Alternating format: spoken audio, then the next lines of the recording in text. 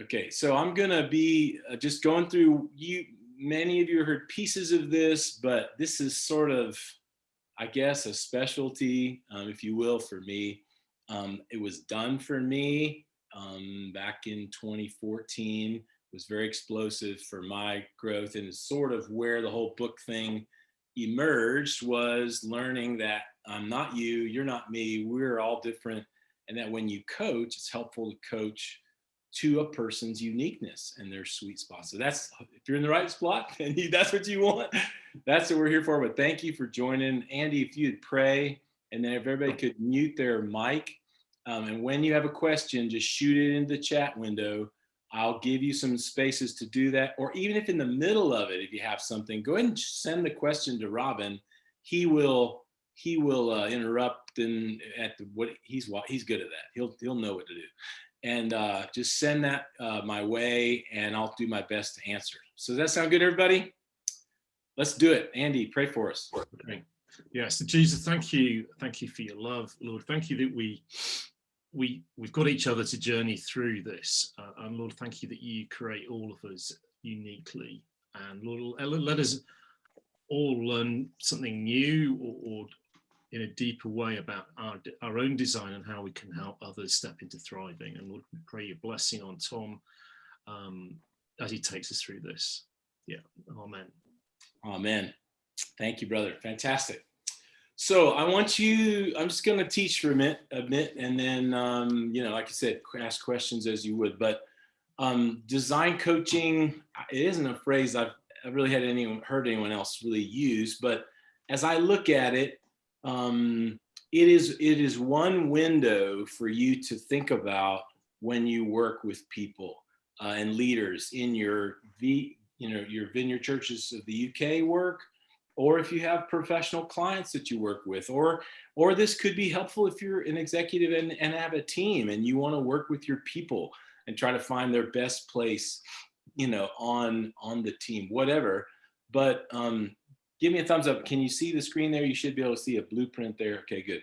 So I have a blueprint here because that's the real format I want to give to you, is that people, their best indicator of purpose is not even really a prophetic word, that's powerful and important, but it's their design, and all that prophetic work and all of what Jesus does over their life, developing them, will cooperate with how he made them, what he made them to do. So a blueprint, think about how many different buildings there are in your town.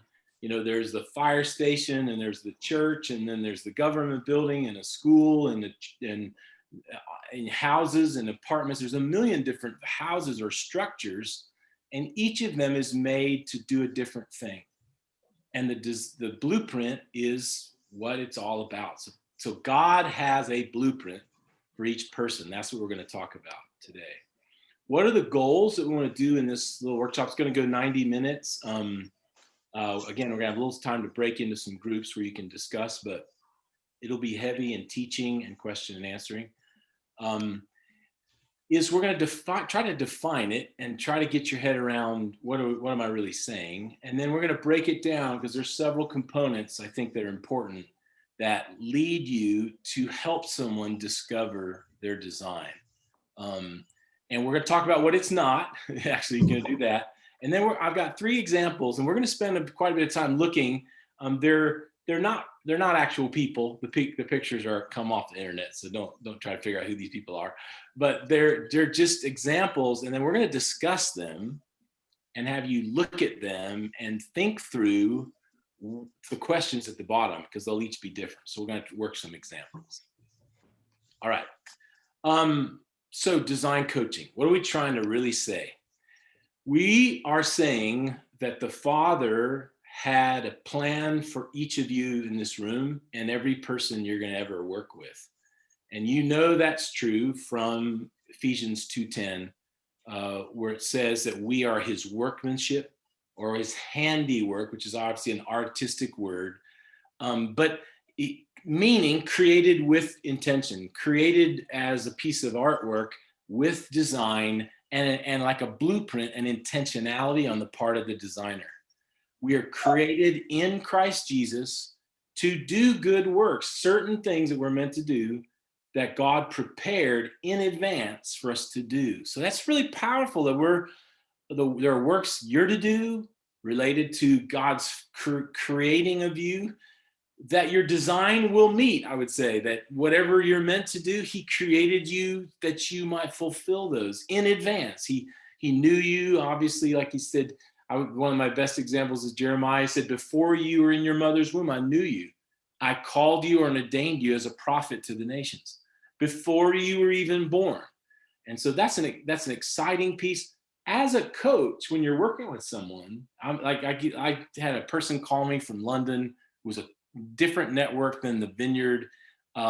Heard from a friend in South Africa about a master class I did, and he said, I want to do it. And he said, he read from the book. He said, I felt like my life was what you said, a bunch of puzzle pieces around me, but I didn't know what the image was. I didn't know what they were meant to be.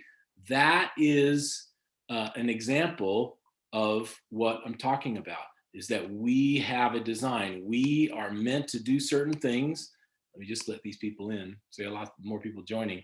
Everyone wants to know this. Everyone would like to know their design. And it's also not something that just happens in a one-off. Oh, I did the test. I got my strength finders result. That's worthless unless you know it as a leader. And it's even not as a coach that you fully understand. It's that they do. So that's the sort of the theological and biblical foundation. So let's do a big picture. Mining for gold is my thing, but let's give a big picture. Design coaching is about freeing people. Take that in. It's about people being free. It's about you being free. And from the ICT course we just did that we don't just care that you're helping people get free. We want you to feel the joy and liberty of your design and your sweet spot. And then out of that overflow, begin to help others walk in the same thing. What are we doing in design coaching? Trying to help give people permission. It's huge to be who they are and to be themselves. A lot of Christian leadership, I know in my younger days, was, these amazing leaders, Rich Nathan, John Wimber, Randy Clark, or all these people that were amazing in vineyard circles and whatever that would be in your case. I thought, well, I got to be like them. And in reality, there's things that they did that's powerful that we could emulate. And of course, we're not them. And this type of teaching we're doing today is trying to free people up from the game of comparison and trying to emulate someone else's fruit, which you may not have been designed or wired to bear. So it's about three things: freedom to live your life, the one you were created for. Secondly, a sense of fulfillment. What does that mean? It's when a person says, man, I was made for this. I know I was made for this. That is a universal, the word says God has put eternity in the hearts of men. That's a universal hunger and longing. I want to do what I was put on this earth to do and longing for. And lastly, fruit. What did Jesus say in John 15? In this my Father's glorified, when you bear much fruit. Your fruit looks different from my fruit. Your fruit changes, matures, grows over time. Some seasons you're bearing this fruit, but repeatedly in your design, you'll often bear the same types of fruit in the work that you do. We're trying to multiply that fruit, help you do it more, and help you bring glory to God. And that's it. What is the final goal of design coaching? It's God's glory, the earth filled with the knowledge of the glory of the Lord as the waters cover the sea. As every human, every person we work with, anywhere in the world or even in our local context, is glorifying God from their design. All right, still teaching. I always found these helpful when I was in workshops, what something is not. And so I really want to say this. It is not fixing people. And if you haven't learned that by now as a coach, you got to revisit. But you're not trying to fix anyone because their design is not broken.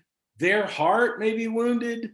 Their Identity might be and we'll talk about identity in a minute, but it might be in a place that is not healthy. But guess what? Their design is not broken, unless they obviously had a mental, had a brain issue and they can't function anymore. But it's not about fixing them. It's discovering the good things God's put in there. It's like getting into a treasure hunt and finding it.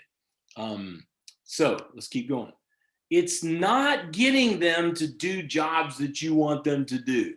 And if you get into that, you've lost coaching, because coaching is about them getting where they want to go, not you getting them somewhere. So if you want to design coach because you have a job for someone and you want to move them towards it, you've gotten out of coaching, you're doing something else, and God bless you, but you're not coaching anymore. It's not really even as a coach solving their problems. I can't tell you, I've done a lot of these design coaching. I'm still working through them. And, at least a quarter of the time people say, well, just tell me what I'm supposed to do, Tom. I'm like, no, that's not the whole point. It's not me telling you anything. It's you knowing you and hearing from the Holy Spirit, and then evaluating your opportunities so you decide how to deploy your gift. No one can do that for you. So it's not coaching, design coaching is not about solving their problems. They have to own it. Or you becoming the guru for them that has all the answers. A true coach is only helping them discover and them get to their outcomes. If there's any questions, feel free to shoot that in the chat box, but stay in your lane. If you're doing design coaching, don't try to solve it for them. Don't feel like you have to have all the answers. But the more you learn these tools that I'm going to talk about, and the more you listen to the Holy Spirit, it's about that magical moment that I felt, and many of you have felt, when you're finding what you were born for. So don't in design coaching try to take responsibility. Again, it's formal, it's coaching. So don't make it what it's not. There's some mentoring aspects, but mainly it's coaching. So I want to talk about this before I start getting deeper into design work. If many of you, hopefully, I think all of you on this call would have read the book Mining for Gold. So when I went through like a bit of a crisis in my 30s, and I was planting a church, and I had success. I'd recorded a vineyard worship album. I had done these various things, but I had never really at any depth looked at my identity. And I will say that what we're going to do today is we're going to look at design, but design in the book progression, but also in the kingdom progression, does not come first. What comes first is you and I are beloved sons and daughters of God who are loved, cared for, accepted, forgiven, treasured. Design comes after, in the sense of, let me give you an example. So I had gifts. I was gifted, like many in this room are. I was gifted with various things, but my identity kept causing me to stumble in the deployment of my design, because I was doing it out of performing for love or people pleasing, or I had terrible boundaries, which is a huge identity issue, and I didn't know how to say no when I needed to take care of me, which is identity, is loving me, love others as you love yourself. That's identity work.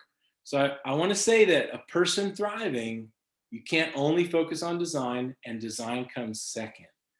Most of you have heard that, but if you do this every day like I do, it'll become quickly clear, and you'll hear when someone's trying to do design work, and what it really is there's some lies, or some places they're believing non-truth about who they are.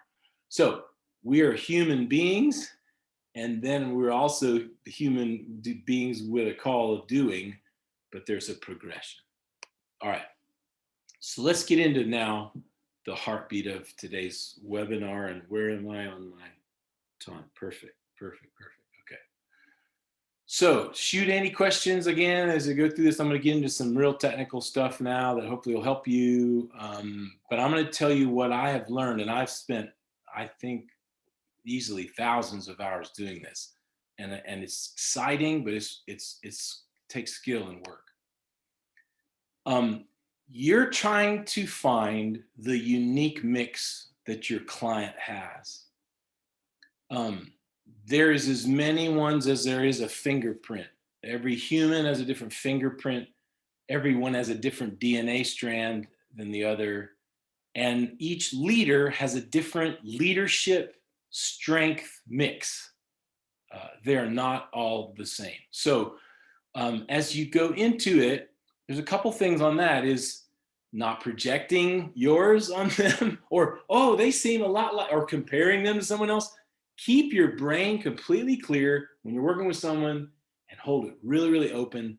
Let's go in and find this treasure. Who is this amazing person?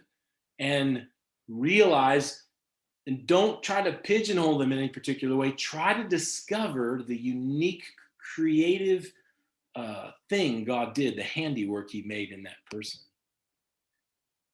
Now, this is a little bit different, so follow me here, but the language matters. Every leader has a sweet spot. Now, a sweet spot has to do with design, which is your wiring, but it also has to do with passion and where you bear fruit easily. There's a relationship between all the three, but anybody who's read this book and done the ICT knows what a sweet spot is. So design, if I would say it in a technical sense, design is one aspect of your sweet spot. The reason I mention that is design tells you where your sweet spot is.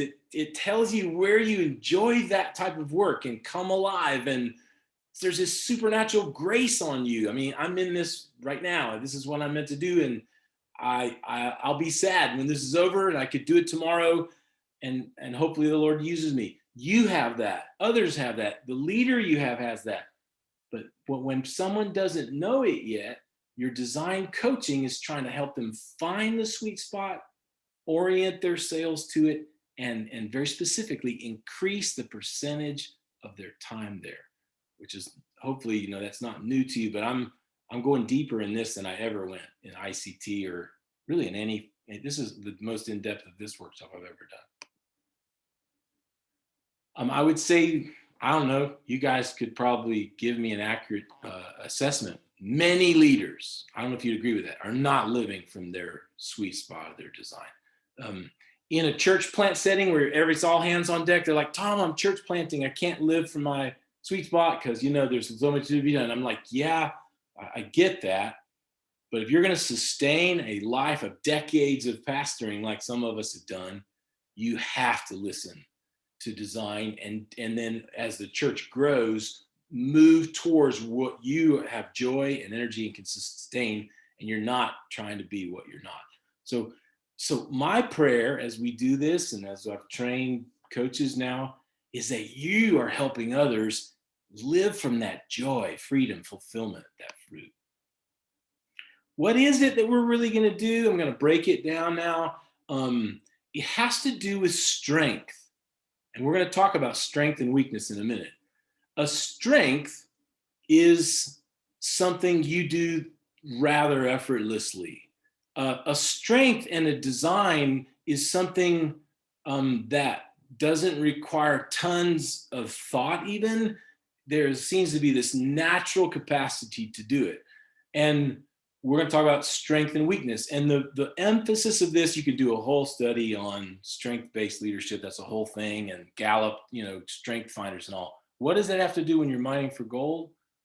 Is people who find the highest fulfillment, who bear the most fruit and have the most joy and freedom in their work are maximizing strength instead of just trying to improve weakness. So that's a huge centerpiece. We are talking about living from something that you were born to do, so there's no ceiling, and there's an unlimited amount of energy, and there's just seems to be this river flowing there. This is what we're after. Is finding, in a secular term, what are your design strengths is one way to look at it. So here it is. This is the definition if you want to have that, or if you want, I guess I could email this. I don't have everybody's email here, but if I could get this to someone, I could send it to Steve Parsons or Nicola, but I want you to have it. It's helping leaders. And let's break it down because this is important language. You're helping a leader as a design coach first discover, secondly, understand what they are, and then own that these are their strengths. These are their um, um, this is their unique contribution in the kingdom, and they are to own it. Again, in coaching, they do the work. It's their issues. It's their outcomes. But all you're doing as a coach is helping them grasp and then move toward that divine purpose to the glory of God. So that's all these words are carefully chosen, but there's a divine purpose. If you could put it in a physical sense, that's here. Okay, I'm gonna try to do this. I've never done this before, so just bear with me. But they're over here, and this is where God designed them to bear fruit, and it's their sweet spot. We're trying to help them get over there. You can't catapult them. You can't wish them over there. You can't project them over there. You can't even prophesy. I'm sorry for those prophets over there. You can prophesy, but what they're going to have to do is walk over there by learning, understanding, owning, and then making proactive choices to move towards their design. Does that help? I'm just, we're not having a lot of feedback, but you can give a thumbs up or send a question anyway, but that's what we're after. And I hope this is going from mud to clarity in some ways. I love this stuff, and I hope it will help you. Okay, what is your role? Okay, this little green dude is your role. They are Luke Skywalker, and you are Yoda. And does Yoda do everything? Does Yoda make it easy for Luke? Does Yoda whatever? No, he's this little green dude who's got all this power, and he's asking him questions, and he's making all these statements. But in other words, he's a guide. He's not even training necessarily these Jedis in Star Wars. As a design coach, I try to stay in the guide role. Gandalf, if you want to use, Lord of the Rings. Just a helper. If you've done the hero's journey, there's coaches, there's mentors. Their hero's journey is their world and what they're called to do. You're a guide. You're a guide around that hero's journey. Don't try to be their answer. Stay in your coaching lane. Help them find it, but stay as a coach, stay as a guide. And it's so exciting. I mean, I don't know what you feel about these type of things, but when someone finds it, it's like the best thing you've ever tasted. Okay, why do it? Why spend time? I kind of see everyone as an Avenger who just doesn't know they have those powers. They have something the world needs, the kingdom of God needs, your local city needs, your church needs, your family needs. And we have the privilege of helping sort of bring that gold to the surface, cooperate with God as he's refining it, and then helping them live it out. Here are the key things. If you're writing any notes down, I'd start really writing down, because this is where it's going to really take off. When you find a person's true design and sweet spot, you start to help them find superior work performance. Not average, not just getting by. They start to do things that are beyond average, which in the whole book, Jim Collins' Good to Great, greatness is doing things at the highest levels. And that's not a performance statement. It's if someone is an amazing dancer or football player or singer or architect or administrator, when they're doing it, it's so graceful, it looks like art. It looks so easy. It flows through them so nicely. And yet the results are just amazing. Please hear that. Why do it? Superior performance. Not just that we'd all clap for them, but that work gets done and they get the joy of living out of that. Next one. When you help someone find their design coaching, they're tapping into a renewable energy source. You know it unless you haven't discovered it at all yet. But when you do that thing you love, you can do it all day.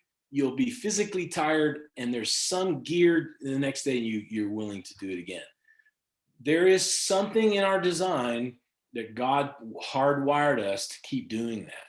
And if you help someone find it, they can sustain long haul service and ministry and fruit, because it's how they're made. It's a power. This is I think is one of my favorites here. There is nearly an unlimited capacity for improvement in your design and sweet spot. I'm sort of using those a little bit interchangeably. They're not exactly the same, but they're clearly related. When you are in your design and what you're meant to do, you can keep getting better at it, and there doesn't seem to be a ceiling. You might reach a level of total, like, competency and maybe even mastery, but there's another aspect you could learn, and there's new expansions that can take place in design coaching. But that's just, to me, that's thrilling. Just it's like more veins of gold that never run out. And lastly, Christ, he starts to be seen through people, and he's getting glory. People are encountering, when someone's in their sweet spot to the glory of God, they're encountering Jesus. Jesus is being made manifest in Christ in them, the hope of glory. Hey, Tom. Yep. There's a wee question here All right, from go. David about the language. There's an emphasis on leader. Is this applicable for all people, not just leaders, is basically the question. Is it applicable to all people? I'd say clearly yes. My calling is leaders. I'd say clearly this is applicable to all people. There are obviously some differences in how it plays out when someone is a public leader figure who's the head of something. But no, I don't think this is just for leaders. And yeah, you could just work that through with someone and help them. But I will say this: my philosophy of flourishing is that whether you're a leader or not, is that you help people give it away. Once they find it, they don't just do it unto themselves. They start turning around and looking. And I call that leadership. So whoever said that, I don't know if I'm helping, but I would say help someone, but encourage them when you're done. Encourage others, or be an inspiration, or exhort, or maybe equip even others to try to find theirs. But again, those are just, I don't know if that answers the question, Robin. Okay. Thanks. Yeah. Shoot any others. I hope that was helpful. I'm not going to heavily do this. We've gone through this. I just covered it a minute ago, but let me cover it in basic. Wiring is what we're talking about. Design, strengths, finders, Myers-Briggs. Use a million other instruments, but who are you? What are you uniquely wired for and made to do? And then we get to things that you're passionate about, and that's important. When we start mixing that thing, you can't explain why. I don't know why. I was 17 and this leadership thing jumped on me at Fort Bragg, North Carolina, with some special forces trainers, and I was like, I want to do that. I just want to do that, and it's never left me. I can't explain that, but it's a passion. Yours, theirs. It's as creative as many people as there are. But what your design coaching is particularly talking about design, but we're really after sweet spots. So once you talk about design, then I'm gonna show you some questions about passion in a minute that help put it all together. Fruit is a little nuanced. It's where do you effortlessly do things that are very helpful and valuable, and even unusually beneficial, but it doesn't seem to be much work for you. That's what fruit is. An apple tree naturally, without striving, bears apples with apple seeds. And that people have that. When those three come together, you got that thing called a sweet spot. And that's not new to you all, but I just wanted to cover that. Okay.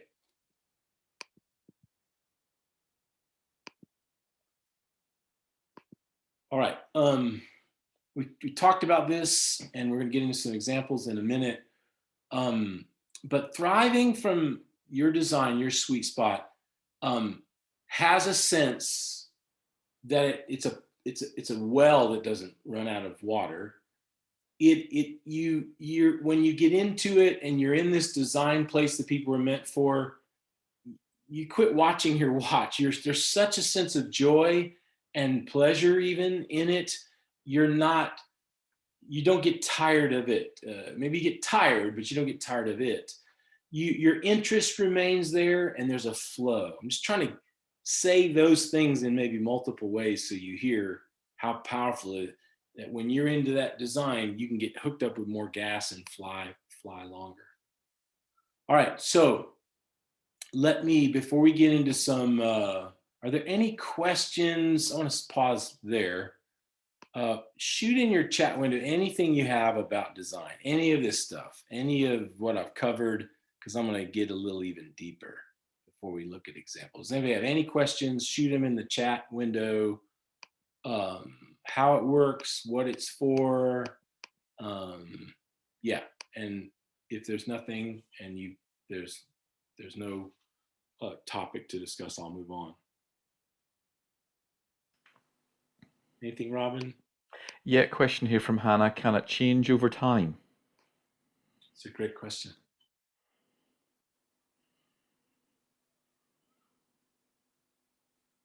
I would call it maturing over time instead of changing. There seems to be a central thread through it all, Hannah. But and I would say you don't necessarily do the exact same things at one stage of your career or whatever. I would say it changes, but I would even call it more accurately, it matures, and it gets maybe a little more focused over time. But I know for me and many of the leaders I've worked with, when you go back to their design sweet spot, you can connect the dots, and it's the same pattern of things. So what I try to do is help them turn that into a sweet spot sentence or a couple sentences, and I think it's helpful for it not to define it too narrowly, but it's helpful to define it in a kingdom way that covers maybe their lifetime. And then within that, yes, it can change. It might have a different look. It will definitely change in its details, but it'll have a theme. I don't know. I hope that's helpful. That's my best answer. It somewhat remains the same. It can change in some of its details, but you'll find the themes usually don't change.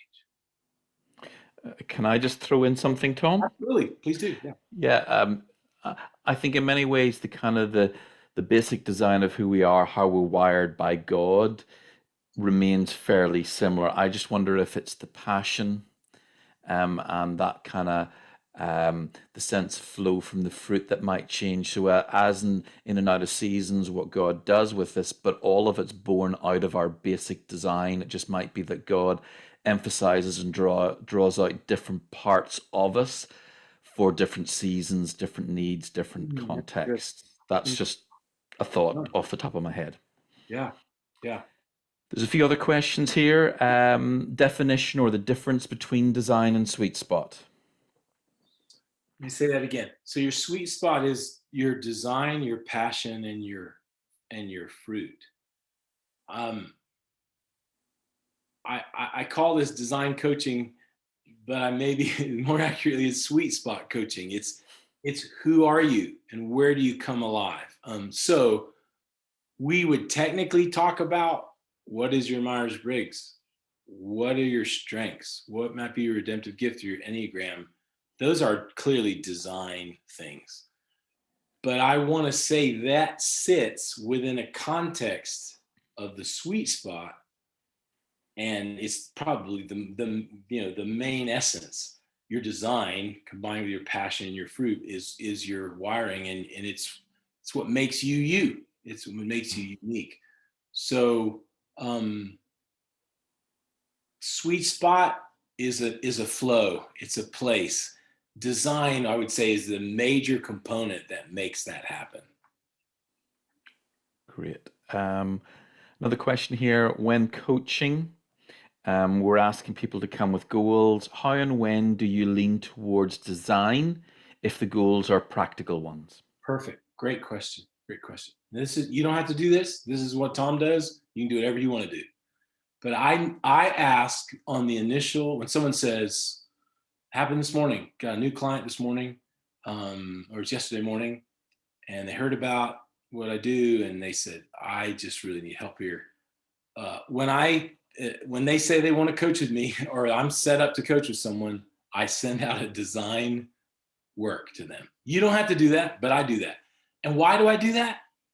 Because I can't really help a person find that flow of their kingdom purpose if their design is not a part of the mix. So I do that early at the beginning.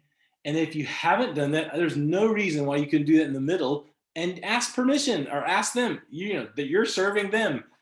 Would it be helpful to dig or spend any time understanding how God made you and how that might influence, your work and your call? If they say yes, send them out those instruments and have them write them. And let me tell you this, it's not so much you would understand, it's that they would understand. And as you walk through it with them, they learn. So from my standpoint, I don't coach without this. I don't coach just to, maybe this is my thing, but I don't just coach people to tasks. I want to know who you are. And then if you're going to go do tasks, how does your design influence that? I don't know if that answers, does that answer the question? A few more here.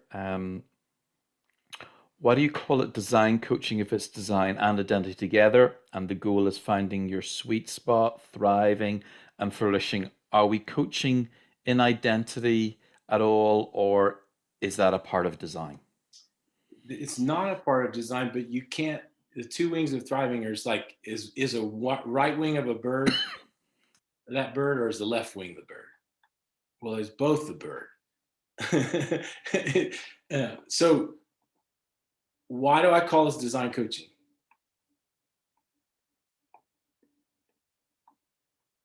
Because it's the gap that I see.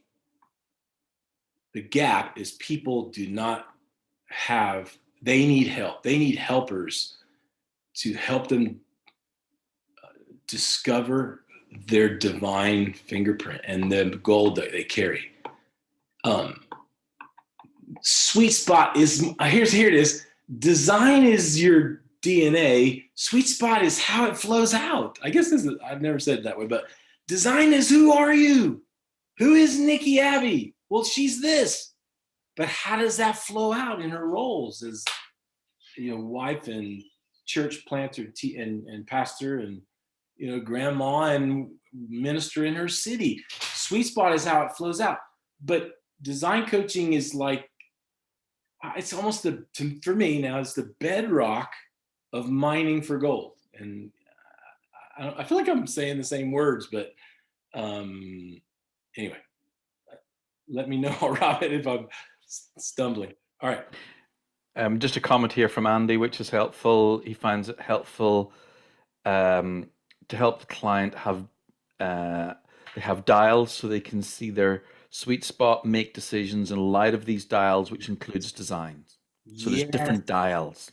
Dials, language, handles, good word, dials, places they can grasp so that when they want to say a yes or no to a role or a function or a new task or whatever's coming, and they have a million priorities, yes, it's dials, it's language to know what to prioritize and what to say yes or no to.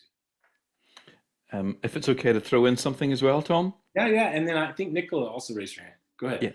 Yeah. My other thought is sometimes people come to us and they're very task orientated, and I've certainly had clients like this, and where they aren't ready or they're not overly willing to go to the identity or the design stuff. So we stay at that level because that's where they're at. But I will every so often chip in with, well, so even if it's something as practical like time management, what are they going to do with their time? And that's often one that would come up in coaching. I would sometimes then bring that back to questions about, well, how does that fit in with your purpose and who you've been made to be? Sure. Now, if they don't want to go there, they don't want to go there. They just want to focus on the task. they're the client, that's their choice. So that can be a difficult balance at times, but yeah, sometimes they're not ready to go there quite yet. Yeah, sure. And if they don't want this, you don't have to do it. You can, you're serving your client, and I find it quite helpful.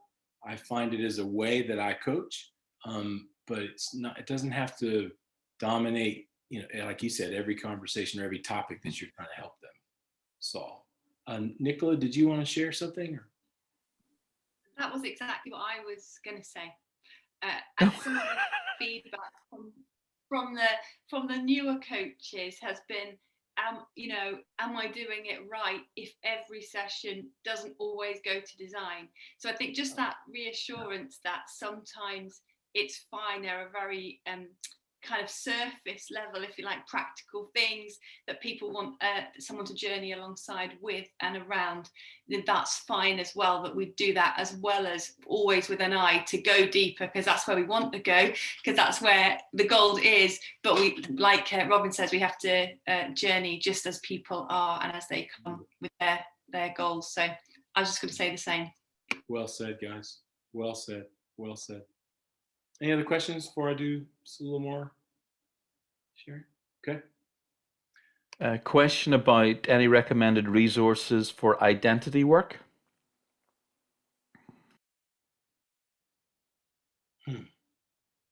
There are a lot of people and workshops that are talking about identity. None that are particularly come to mind as a I know one was a book by, I forget his name, called The Search for Significance. It's an identity book. It's a classic, but it's like, am I here to perform, or am I valuable and significant in who I am? That's an Anchor, older book. There are quite a few books. I don't have a list, Robin, so they could Google that or talk to your favorite, person who's teaching on it. There's a lot of various stuff, but I don't have a list of resources. Okay. Very important. There's one book I'm familiar with, and the name of it doesn't really suggest what it is, but it was called Victory Over the Darkness by Neil Anderson. Yes. Yeah. Which is all about identity in Christ. Who are we? And I think there's another one. I haven't read it, so I can't recommend it or otherwise, which is quite simply called Who Am I? Identity in Christ by Jerry Bridges, who I read his book, I think Pursuit of Holiness, which was a great book, but that's the only other one that I can think of. And I see some more popping into the chat as well. Good. So thank you, folks. Yeah, if you're sending them, please get those, capture those, use those. Again, these might be supplemental things to what you're doing with your church planters or leaders, but it's all mixed together when you're coaching the whole person. Again, we talked about this, but I'm going to just briefly go again. You can learn quickly in an area that's your design or your sweet spot. Sweet spot's how it flows out, but in the area of your uniqueness, you can learn things quickly there. You have creative ideas there. You get to what I said, superior performance there. There's a satisfaction and a passion in it that's you, and you basically don't even, I've talked about, lose track of time. Here's just a sign when someone's trying to do something out of a place they're maybe not even wired to do, and there may be some coaching questions around this. Let's say they're just awful at something, hate it. Yes, they might need to do it for a period of time because they're the only leader in their church plant, but you can't sustain this. You can't live fulfilled life out of weakness. Now, this is different from Paul saying, I glory in my weakness. I celebrate my weakness. Yes, God can take what we're not capable of and do amazing things. This is more functional day-to-day stuff. Like if you were to take a person who's a complete extroverted people person and lock them in a room and give them numbers and have them analyze spreadsheets for 40 hours a week, that it was just God, even in their weakness, they would not be good at their job. So I just want to say that. So consistent average performances could be a sign of weakness. It takes tons of effort to learn it. And where I think this comes into play is when you're working with someone and they're really, really frustrated, a question could be, is this an area where you feel you're to spend your time? Or that's a closed-ended question. How does where does this fit in your priorities? And is this how would you want to see this task accomplished? Are there others who could do it? Something like that. So there's not a lot of joy in it. They have to think through it. It's basically clunky and difficult, and they don't have confidence. I've used these two examples, and I love these pictures here. So I want to stop for a second on here. Both of these, think of these as two different leaders in your life. Think of two different leaders that you work with. And both of these are at the ocean. Both of them are technically at this point flying.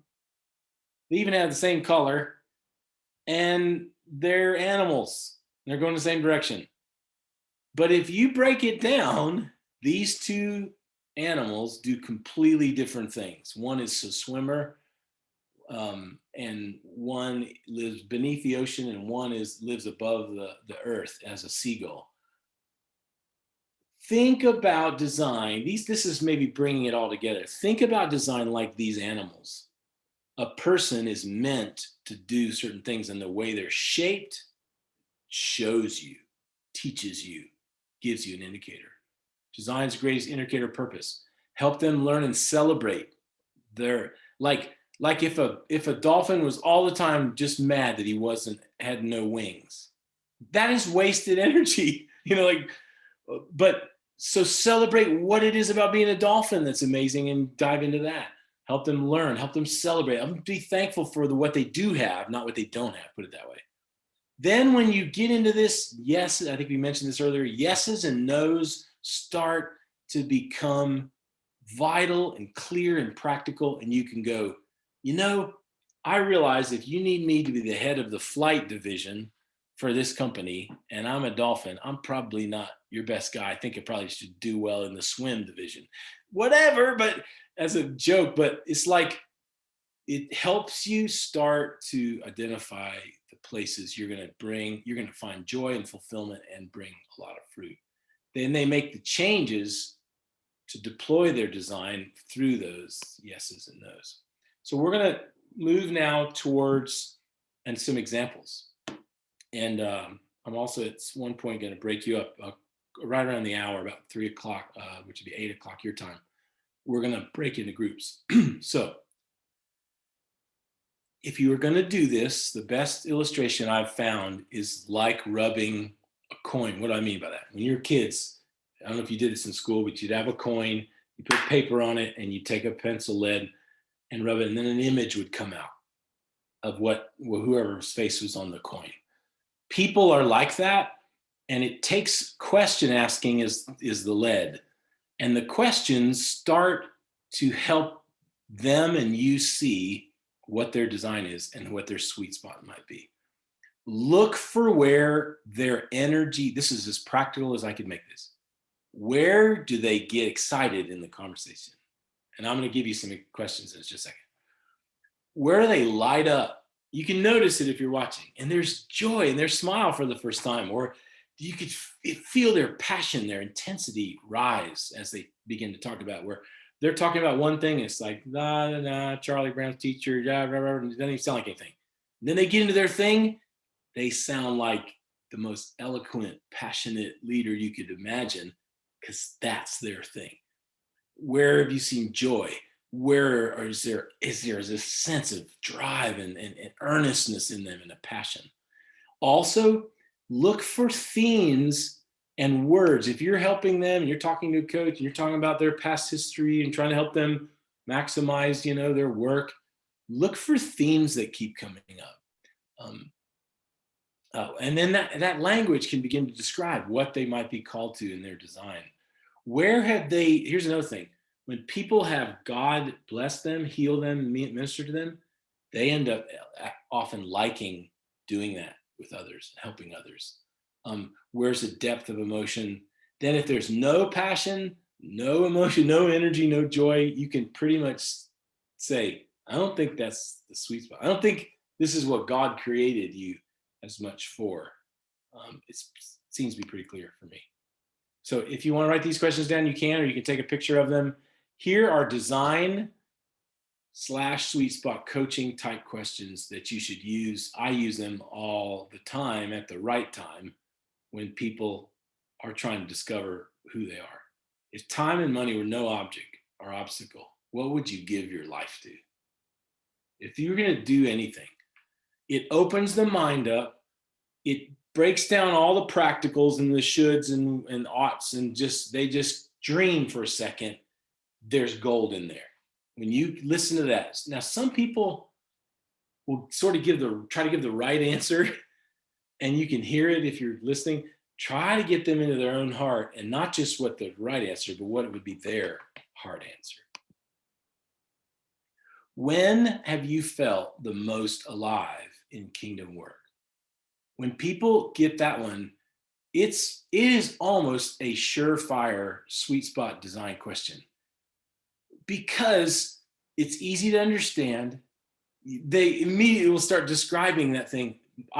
When I do that, I start writing. Like when their mouth starts opening up, I start capturing all that. And then I start asking questions around that.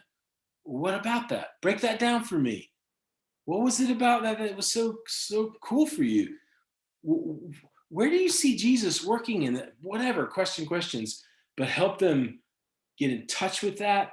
And then their design over time, the rubbing of the coin will start to match up. And that's where it's magic, when you can see the connectivity between their passion and then their design.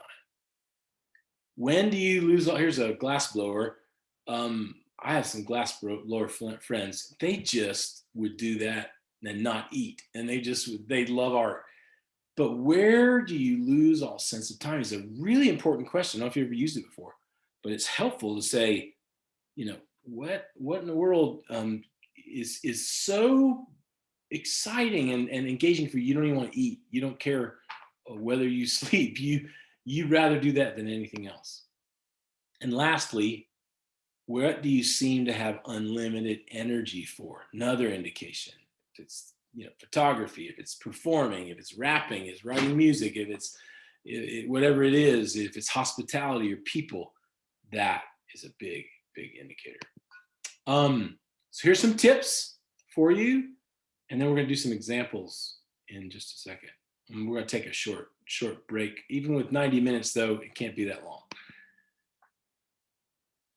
I do this, but you can do whatever you want. If you have a new client, I ask them to send it to me before you begin. I've already covered that, but that's what I do.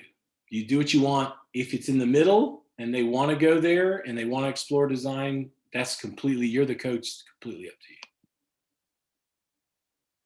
Invest some time with them going through the results and just ask them questions. What about that makes sense to you? Is this new? Have you seen this before? What might that tell you about where you would find a lot of the fulfillment in work? Going over their results is not so you become an expert of them. It's that they begin to grasp they got a unique skill set. And the question asking is all about them, not you. I hope this is helpful, y'all. Ask those questions we just asked, which opens them up and starts to, you can then, when you ask those questions, when you can bring design together with that, you can nail what they would love to invest their life in. And then I'd use this. Once you've worked with someone around design, I try, depending on how self-aware they are, I try to get them to articulate a 2 to 3 sentence sweet spot sentence or a statement, put it that way. That just says, this is what I'm about. And I know mine, and when you can say it and you know it and it's clear, bam, life just takes on such purpose and vision. When you can't and you're not clear there, how do you know what to say yes or no to? How do you, clarity gives you momentum. It gives you something to decide with. So those are some tips. We're going to get any examples. Before I do that, let's take about a 3-minute break before the hour. Stretch, go to the bathroom, whatever you're going to need. And then I'm going to do some examples at the end that kind of go through, and then have you do some sharing. So take a 3-minute break, everybody. Go.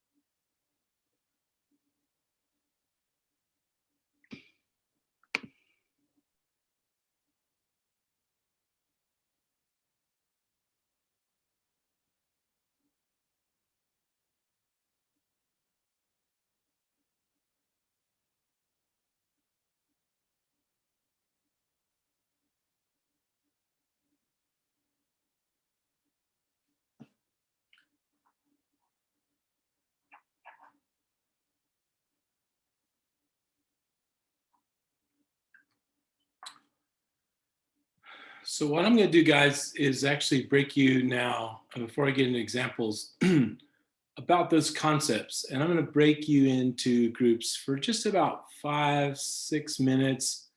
I'll go ahead. I think it'd be valuable. Let's go ahead and give it 7 minutes, but I'm going to break you into, looks like about 8 different groups. There'll be 3 mostly in a group. And I just want you to go and just, I want you to ask these questions. What about this struck you as helpful for your coaching? Just go around and share as one thing. And the second thing, if you have time, in that is, what is a one way you, not your clients, what's one way you could start to cooperate more with your design, if you have time? Maybe that's too much for one session, but I'm going to break you up into groups now. Just go spend time there. I'll call you back at about 7, 8 after. And yeah, that's what I want you to do. So I'm going to make 8 groups. and go for it. All right, enjoy.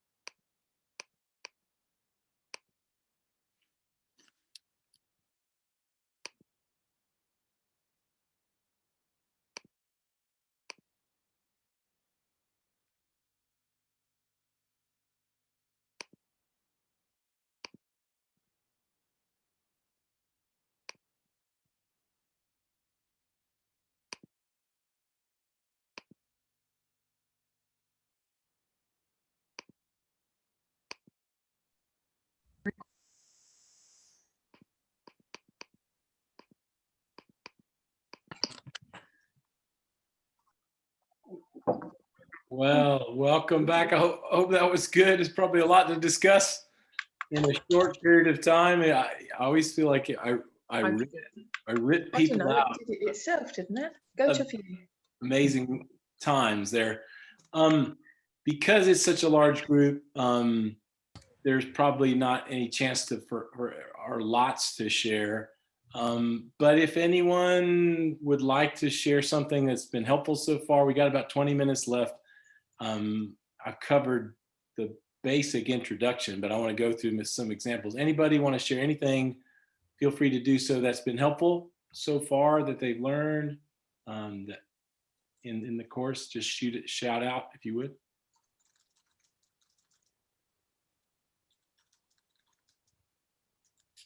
Okay. Can Robin share the example that he just shared with us? Because I think it was brilliant. Oh, sure. Robin, go for it. Sure. I can't claim any originality in this. I was co-delivering a course with someone earlier this week, and funny, we were talking about Strengths Finder and going through the Gallup Strength Finder. They described because we were talking about how strengths and the ability to kind of the momentum it gives and how much further you can go with it. So the analogy they used, Tom, which is interesting, was about a boat. And so we're in a boat and our weaknesses are a bit like there's some holes in the boat. So we do need to plug them, because if we don't, we'll sink and we'll not get to where we need to go to. But just by spending all your time and energy on plugging the holes, it's not going to get you where you need to go to. So the strengths are much more about raising the sails, catching the wind. That's where the momentum is going to come from. So that's what we focus on. We don't ignore the holes, we plug them, but we really focus on the tweaking the sails, shifting them a little bit just to catch a little bit more of the wind. That's what's going to take us to where we need to go or what God has for us. Fabulous. We're going to actually have some slides on that. So that's fantastic. Great work on that. I want to cover some of this remaining material. So feel free to chat something you've enjoyed or whatever, to share. We'll summarize those at the end. Let me just give you a few more slides to try to tie this together, hopefully. And they are some examples. So I'm just going to quickly go through 3 different hypothetical people, but I want you to look for patterns because these questions are going to each look differently. So we're talking about the power of someone's design. Let's say they're an INFJ, which is an advocate type of gift. They are a DISC C, cautious, supporting type person. That has certain definitions of how they lead. Connectedness, adaptability, empathy, relator, maximizer. What if they were their strengths? Look at those: connectedness, adaptability, empathy, relator. And then there's a mercy, redemptive gift. You know anything about that? Or prophet. Enneagram is the peacemaker, the 9. This is a DNA. This is like I create this in a little sheet and I look at it and try to say, where would this person need or like to spend the majority of their work time and would feel alive? Where would they add most value on a team? Would it be, all the time necessarily, upfront presenting? Would it be behind the scenes working with there's a lot of relational stuff here for this person. Where would they have the most energy? What roles would they thrive? So I'm not going to spend a ton of energy here, but again, strengths are key. Strengths are key indicators of design. Next, here's another person. Debater, ENTP, different Myers-Briggs. They're lead with an I, which is more influencing, and then directive. They're type 4, a creative on the Enneagram. There's a strength: relator, connectedness, communication, strategy, context. And the redemptive gift of teacher. I'm only doing these so you can see, okay, every person's going to have unique ways. Each one of these instruments tell us something different about their design and how they would function, how they would flourish. You ask those same questions. So I don't want to take too much time. But Strength Finders is such a huge design instrument. It's sort of, to me, it has some of the most important pieces to someone's thriving. And then this one would be, here's the ENTJ, or the commander. This is the person that leads with D, directive, not the other ones. They're a loyalist in the Enneagram. And then they're maximizer, command, strategic, focus, arranger. You can see there's a big CEO type giftedness here in this, and they make, this, what would the same questions be for them? So what Robin was saying, I'm not now going to go from this. Let me just say what I say about these 3 examples. I'm only trying to give you a visual picture that if you did this with your clients, you could put it on a page, which I do every time I work with someone. It helps me help them find the area of their greatest strength and fulfillment and pleasure in their work. Okay, I'm going to skip these. Let me just briefly say, there are domains of strength. There are just different sections. Some are in executing, some are in influencing, some are in relationship building, some are in strategic thinking. This is Gallup stuff, which I don't have time to dig into, but that's where each of the strength finders, if you want to print this out, you can Google it and try to find where your unique strengths are. And in that area of leadership, you're at your best in that area. Mine cut across most of these, but there's one area where I have more, and it matters. Okay, what was Robin saying? And this is where we're going to kind of end today. The goal of a design or a sweet spot thing is not just to know it, it's to live it out. And this is where all the stuff I've taught so far matters, in that you want to align. You remember we did the 4 things: locate, discover, align, and flourish. This is where it comes together, because those things are important. But now it's this. Flourishing leaders spend a majority of their active working time in the area of their greatest strengths, or you could slash their God-given design, how they're made. That is a key question in thriving, because it's no mystery if a person was spending 80% of the time in areas where they have actually a weakness, like that Robin's example, if they're spending their entire time focusing on the holes in the boat, life is not going to be good. It's not going to feel fulfilling or joyful or purposeful, and they're going to want to get off the boat as soon as it's possible, because that's not, it's a weakness. But when wind hits and they're focusing on that, there is this adventurous life there's a divine power flowing in your design. There's grace flowing in your design. There's supernaturalness and the kingdom coming flowing. And so we use the term, I wrote it in the book. This is what my mentor and coach told me, is I should continuously be renewing and looking, am I spending 80% of my time in the area where I come alive? I'm designed for it. I bear fruit, and it's a sweet spot for me. That's the goal. How do you do that? Here's just an image I've shared in the masterclass that sometimes helps people. Think momentum, think river, think of your work as if you were to align more and move that percentage up to 80, you're going to get a faster flowing river, right? Who doesn't love the river flowing, better and more, the kingdom of God river, Ezekiel 47. Well, for you as a leader, or them, when they say yes to this thing of their strengths, their design, how they're made, when they say yes to doing those types of things in their diary, there's a sense of increased river flow. When they say no to an area that's actually their design and their strengths, and they go over here to do something that they're not wired to do and don't have passion for and aren't really gifted to do, you'll watch their energy will drop, and they'll say things like, Tom, I feel stuck. I feel stalled. I don't feel like I'm going anywhere. That's a reflection of they're not cooperating with areas of how they're made that maybe they don't know yet, which you could help them with.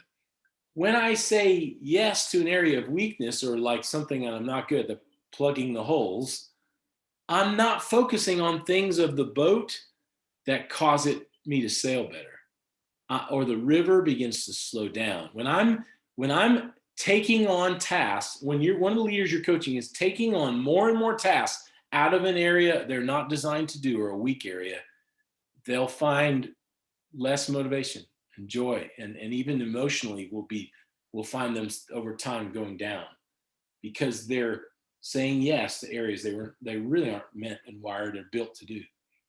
But when I say no to an area that, like, let's say someone comes to us, hey, Robin, we heard you've done this before. We really would like, would you do this for the team?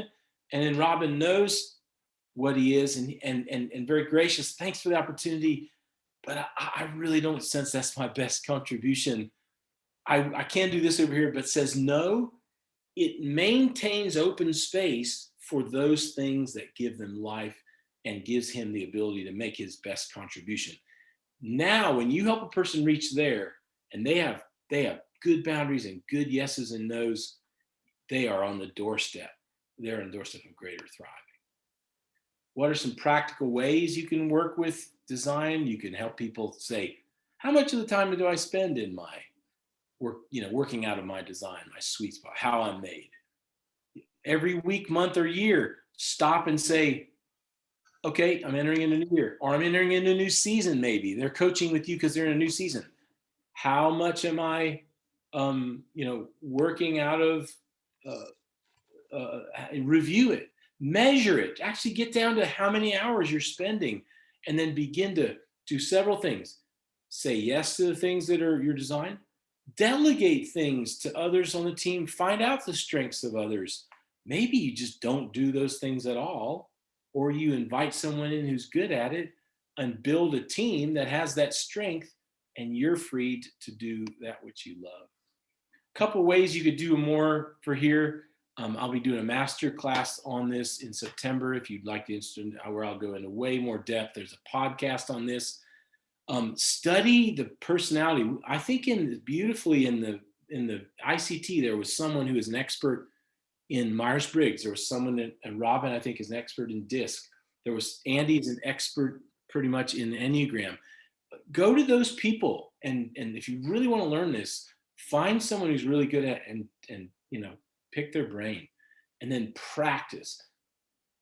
Create those little cheat sheets, of personalities and the people you're working with, and then coach them, and then help them to get to where they're going. That's all the content I have. I did it. We got 8 minutes left for questions and answers.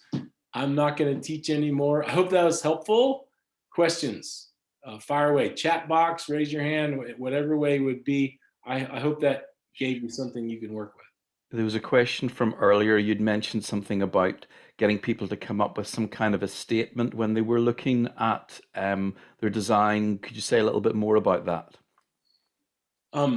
There's no more freeing component that I've seen than when someone can tie together with their own words, and it's their words. I don't give them the words. I might say to them, you've mentioned redeeming things 4 times, or you've mentioned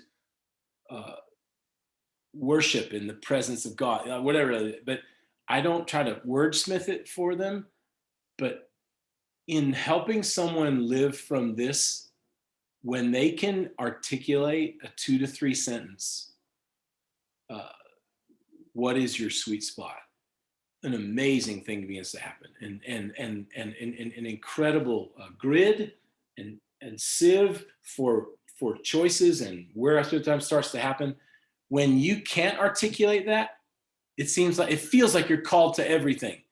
We are not called to everything. No human. That's why Paul said the body of Christ, the different components. So I encourage my clients before I'm done to try,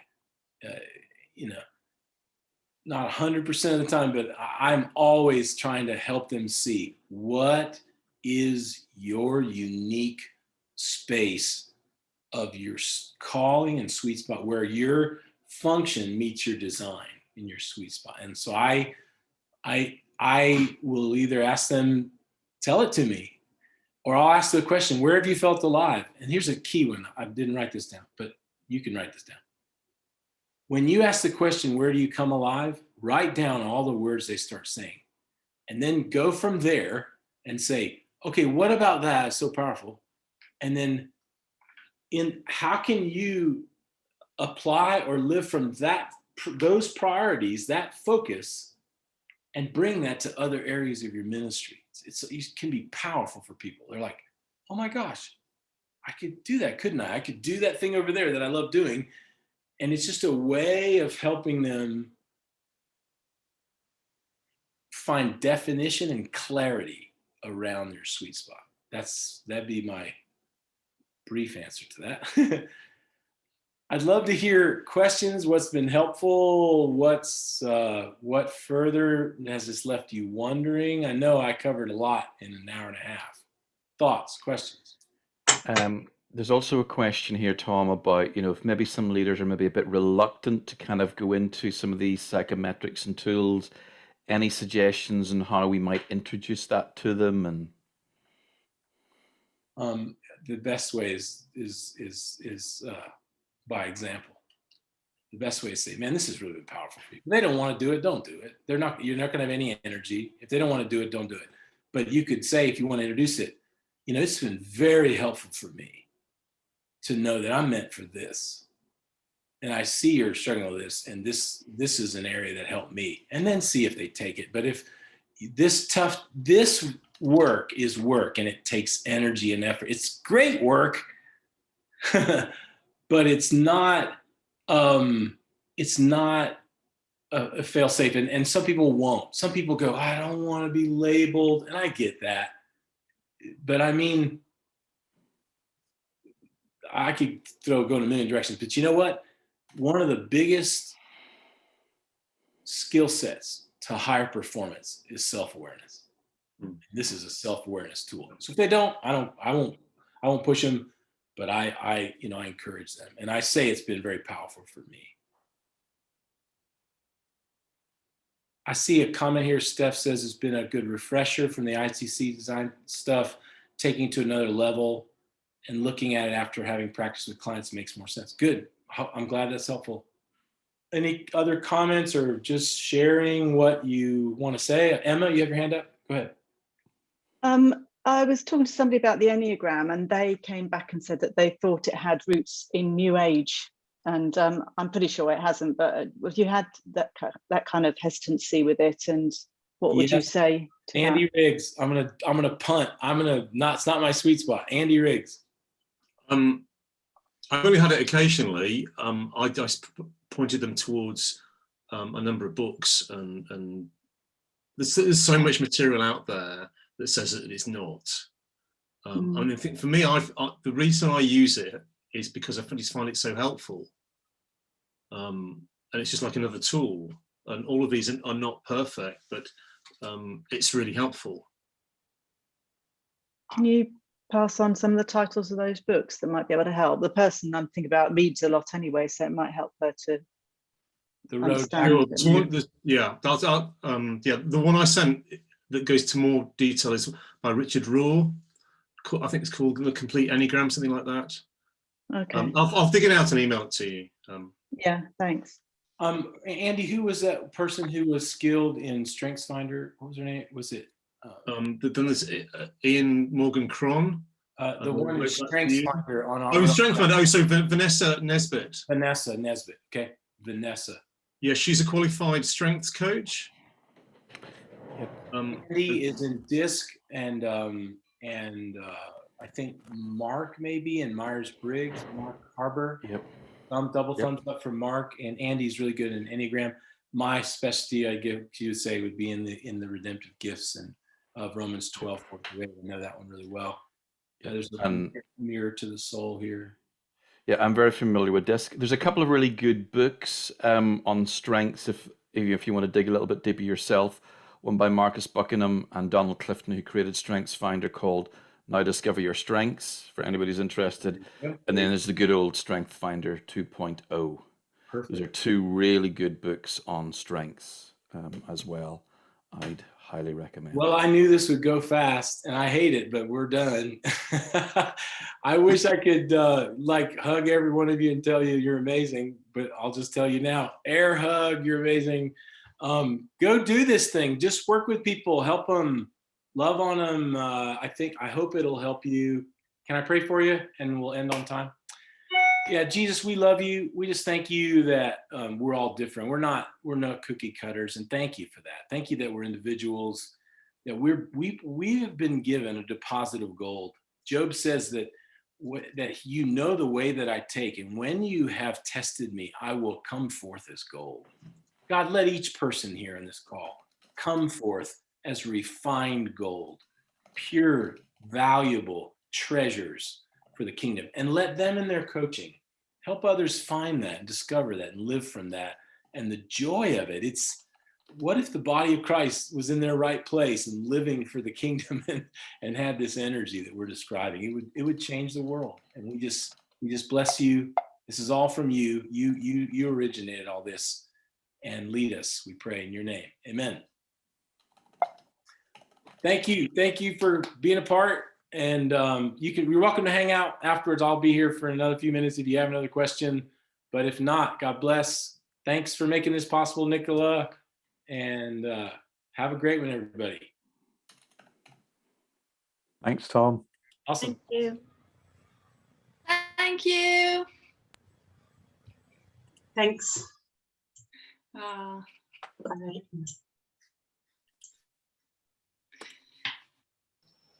My internet connection's really dodgy. I'm looking at a blank screen most of the time. Can you hear me, Tom? I can. Yes.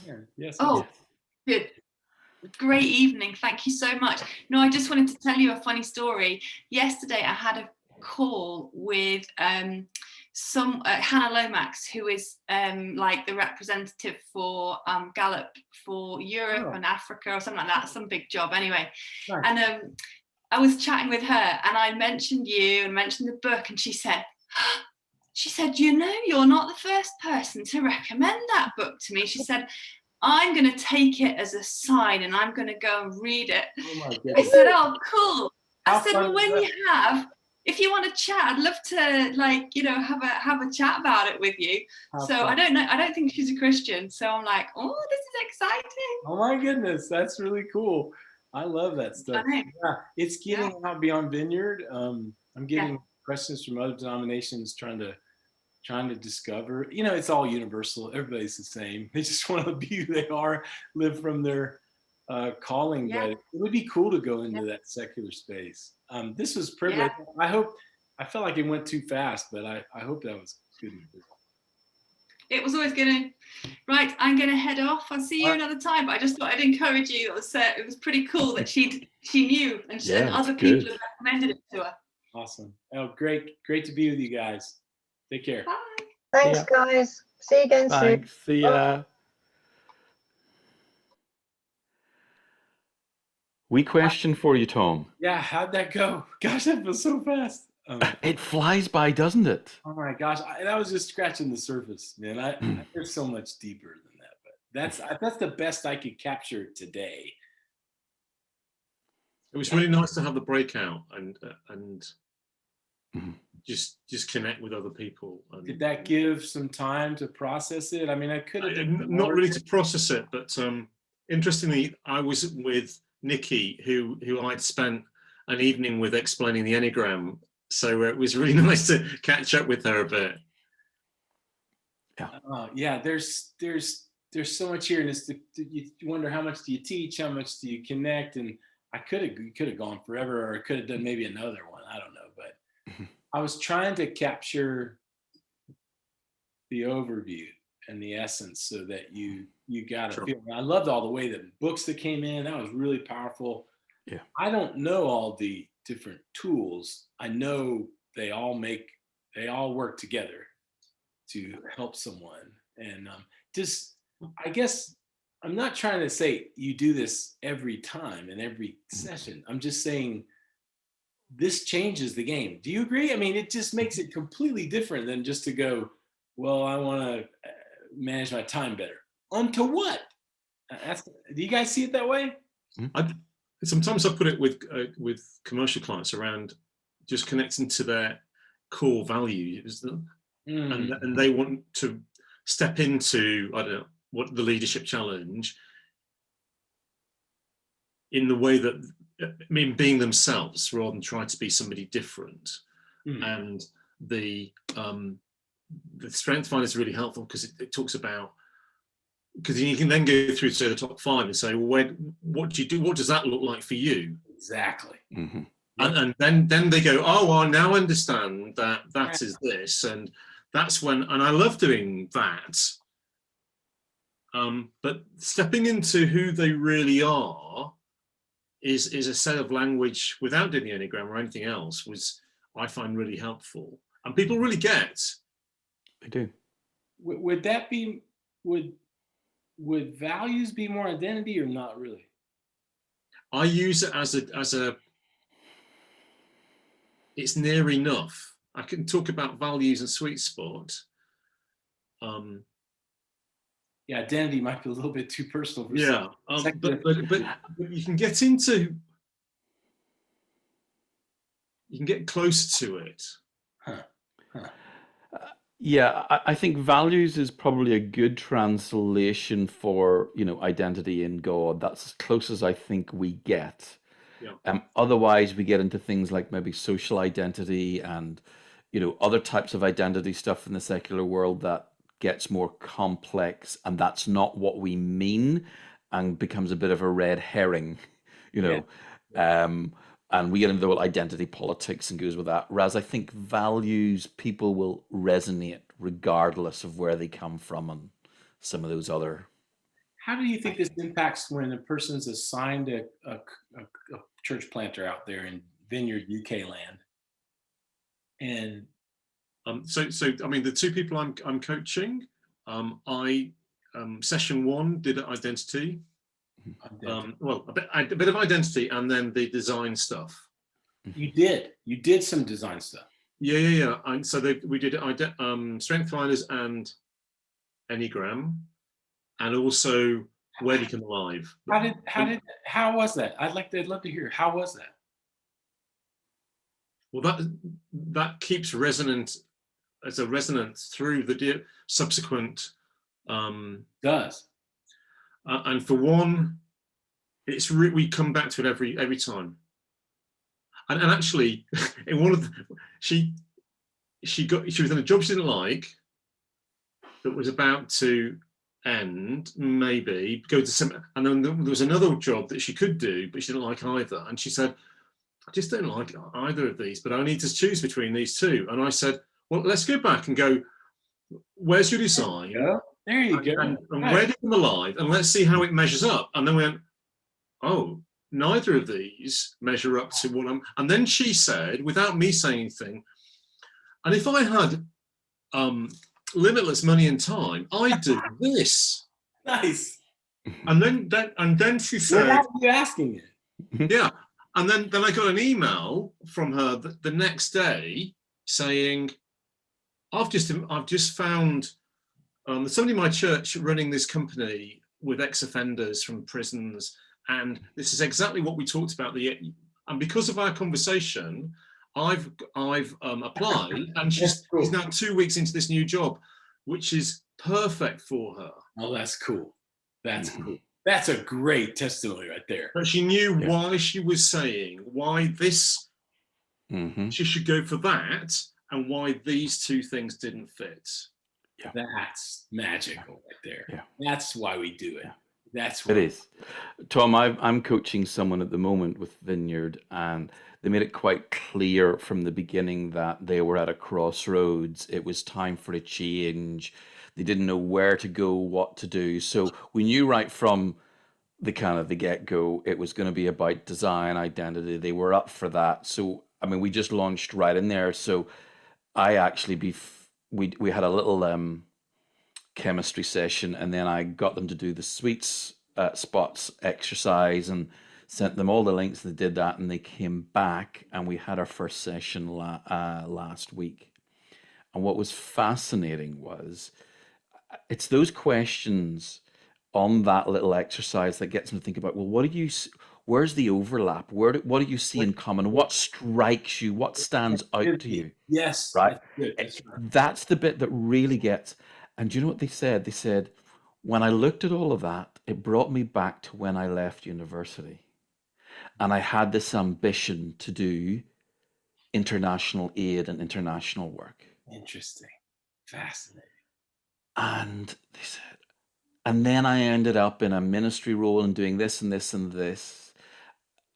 And I can do it, but it just totally took me back there. And so we started to explore that. Well, tell us more about what was it about that? Yeah, there you go. What was it about that? Exactly. Break that down for us. Yeah. And then they kind of went off a little bit in a tangent, and then they kind of came back. And then I asked them another question about it, and then they started to talk about doing this kind of work. And they'd finished talking, and I said to them, did you notice how animated you were when you started to talk about that? And he goes, funny you should say that. I was talking to my wife last night about it, and she said exactly the same thing. That's so encouraging. I mean, and I think we've covered that with people. At least they know, I don't know how many of these people in that was a big group. I'm surprised they had 27, 26 people. Yeah. But even if some of them begin to get it and go, hey, I noticed you just came alive, and then can start freeing people. That is very vital. It's vital work. And there was a couple of there was lots of private conversations and questions being fired at me. I thought they were going to send them to everybody, but so I was trying to, that's just to me, right? Okay, I have to. But there was a few people saying, we'd like to learn more about some of these tools. So I can reply and say, look, we're exploring that, So I think there's a real appetite just to understand the tools a little bit better, to help them understand how do they help them unpack that a little bit more with their clients. How would you train people in Enneagram? How would you help them do what you do? You're so good at it, but how would you help someone who's not good at it or doesn't know? So what are my thoughts to do it in a session is it's more whetting people's appetite rather than I draw them to a couple of bits of resources, because it's not, you can pay £50 or $80 for a really decent test, and I've never done that, and that otherwise you need to wrestle with the resources, and some people are great with that and some people just aren't, and they don't know how to. So my thoughts around doing a similar evening just on the Enneagram will be then to know who's coming and know who, if there's like 4 or 5 people who knows something about it, and then just pick their numbers and maybe get 2 3s and 2 4s or 3 6s. That would be amazing. And then explain a little bit about it and then ask them questions. Because that's the most. And then I draw out. So for instance, I'm coaching somebody, sort of mid-20s guy here, who's a 3, but he's an out and out 3, and he's just so push, metrics. And once I knew that, then it's all about, well, who sets the metrics and what happens when you fail. And because failure for an Enneagram 3 is a nightmare concept. Yeah. Because what you do and your identity is so closely, and that's the hard yards in spiritual transformation. And each number has got those things that you wrestle with, and so that's how I do it. You can't. With Nikki and 3 other people from our church, we maybe did in a couple of hours, but I gave them lots of homework and material, and then knew what their numbers were, and then just picked on those numbers. So I've got the material, but it just takes a while, and somebody's got to be up for wrestling with it. But I think having 2 or 3 people explaining how they use it and the life it's brought to them personally, or their challenges, is that's the way that becomes more engaging in a group setting, I think.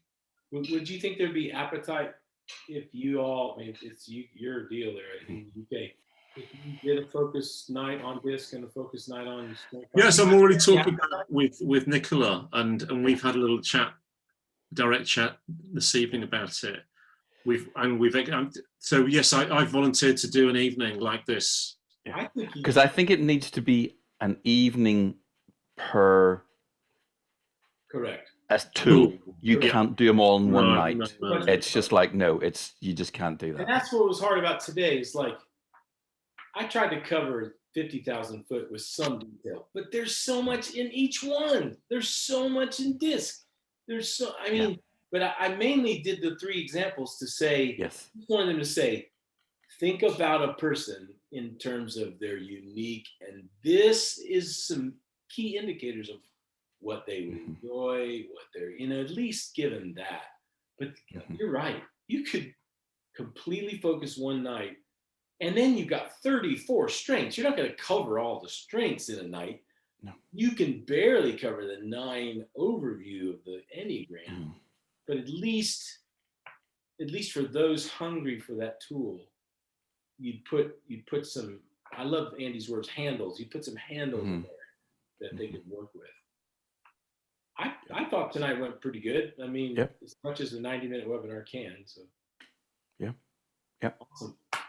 Well, and you couldn't have tried to handle all the questions while doing what you were doing. You need somebody else to be doing that. Thank you for your so whatever I'm doing in the autumn in mine, one of you guys need to be doing that for me, because I'll have a meltdown otherwise. And listen, have a great holiday. Andy, you probably are in holiday right now.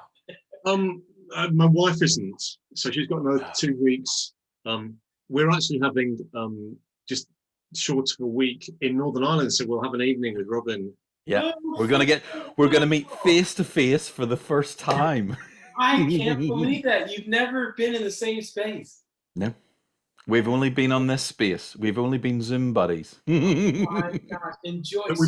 We probably know each other deeper. Yes, because of that, than the people we do meet face to face. Absolutely. What will you do in Northern Ireland as just vacation? So we've just bought we're in an Airbnb. It's like a boathouse on the big lock. It looks, it's not cheap. Where did you say it was? Roughly. Simi Island. Okay, and where's it near? Do you remember a town that it's near? I'll email it to you. It's about 25 minutes drive to you. Okay. Yeah. Okay. I wish I was there. We could have a beer and talk and have a good time. We could. So, one day. Hey, great night. Can I ask you a quick question, Tom? Yeah, sure. There was a question was sent to both of us about somebody who's obviously planning ahead for their 500 to 1,000 word reflection. Now, I don't know if you replied. I hadn't, so I said I'd bring it up with you. They were looking, is there any kind of particular framework for it? Is there a way that that we want it? So my only thought was, rather than reinvent the wheel, we put at the back of the last kind of, the 6 through 10, a little reflection, which is your successes, what was working well, what are you trying, what feedback have you received? The second category was challenge, what are you finding difficult, what are you learning? And then the last category was insights. I kind of thinking, well, they could almost just use that as a little framework for their reflection rather than reinventing the wheel. But I didn't want to go back and say that, or is there any particular way that you would like it, Tom? I haven't put a lot of thought to it yet. Let me ponder. Have a think about that. And if you want to have a look at what I mean, so the participant manual, sessions 6 through 10, it's the very last page of it. You could have a look at that and go, oh, well, yeah. Or we could use bits of that. And I thought, well, we may as well reply to Steve with whatever we come up with, and then he can send that out to everybody. But I can't remember who asked it, but an individual asked it. Say key takeaways. I try to summarize my students when I talk college. Is like, what are you going to take away? Like, what are your 3 things that you're going to apply? Is it in those? Do those have that? It does, I think. It says what one thing can you do? What are you learning from this? What are you taking away?